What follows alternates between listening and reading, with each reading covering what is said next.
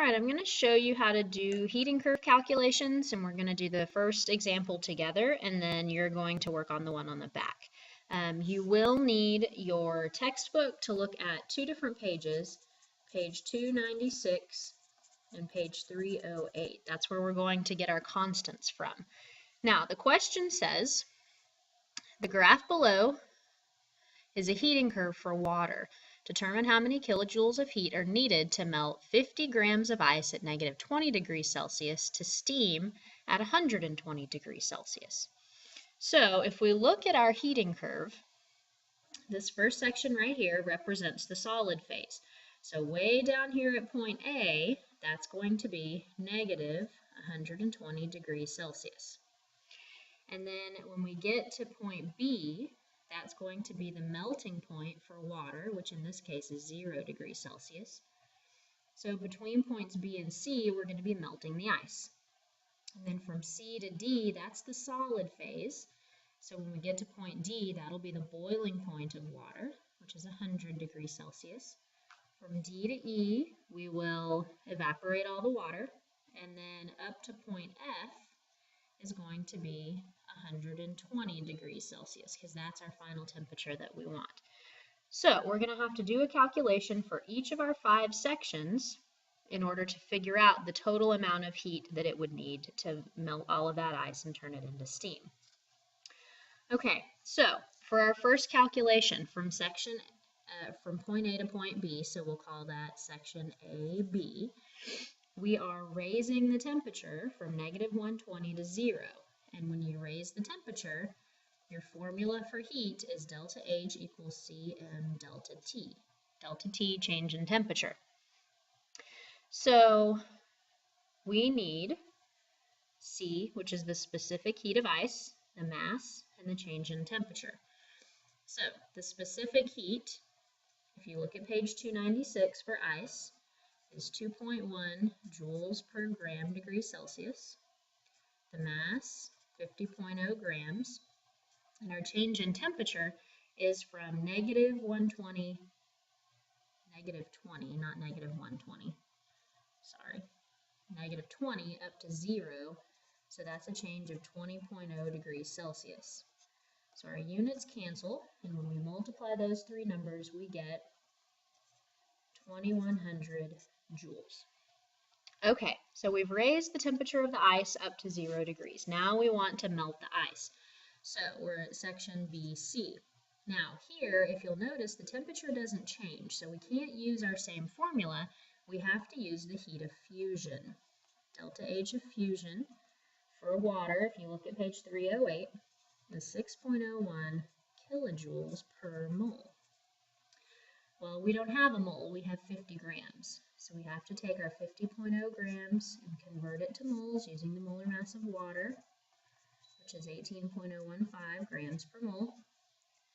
Then we can figure out how many kilojoules we need using the heat of fusion.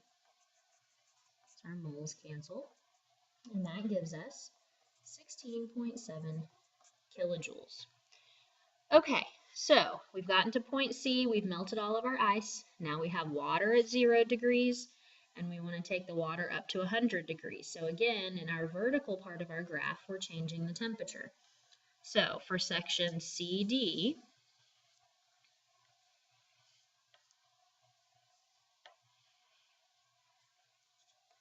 we're going to use delta H equals Cm delta T.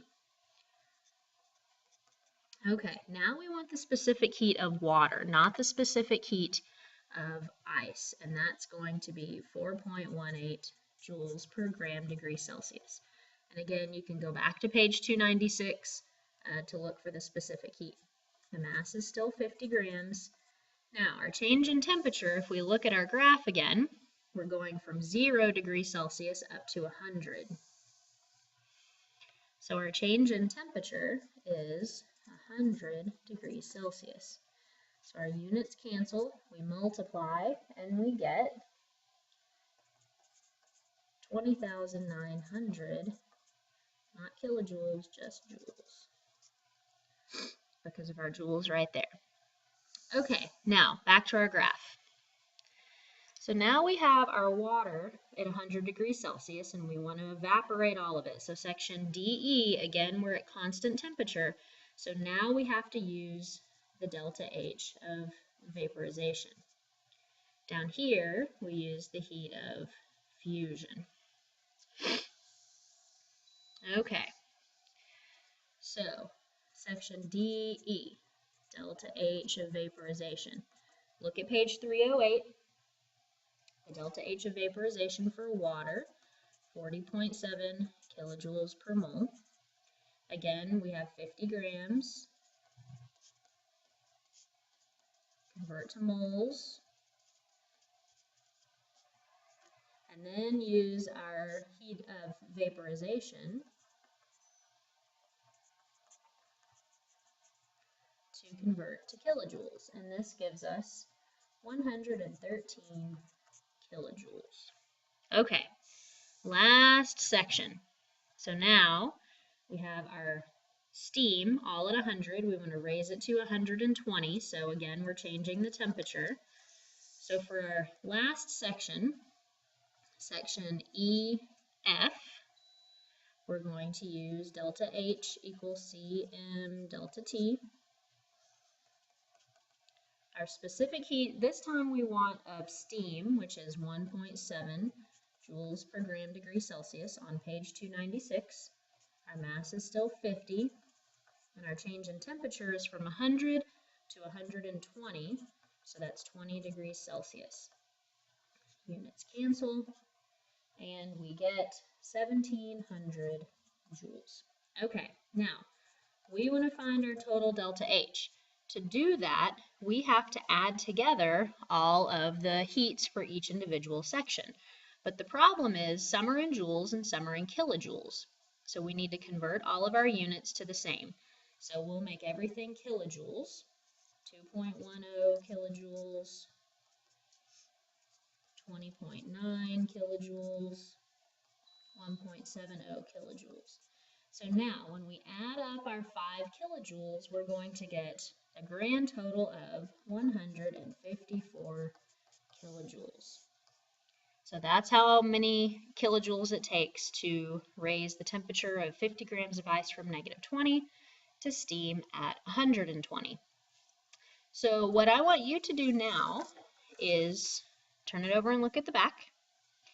You're going to be doing the same thing, but this time you're using ethanol, not water. So you're going to have to refer to those 2 pages, find all of your temperatures, find all of your heats of fusion, vaporization, your specific heats, and do the same thing to answer the question here. Okay, so make sure you check your textbook before you get started and fill in all the temperatures on your graph so you know where you're starting and where you're stopping. And if you have any questions, I can answer those tomorrow.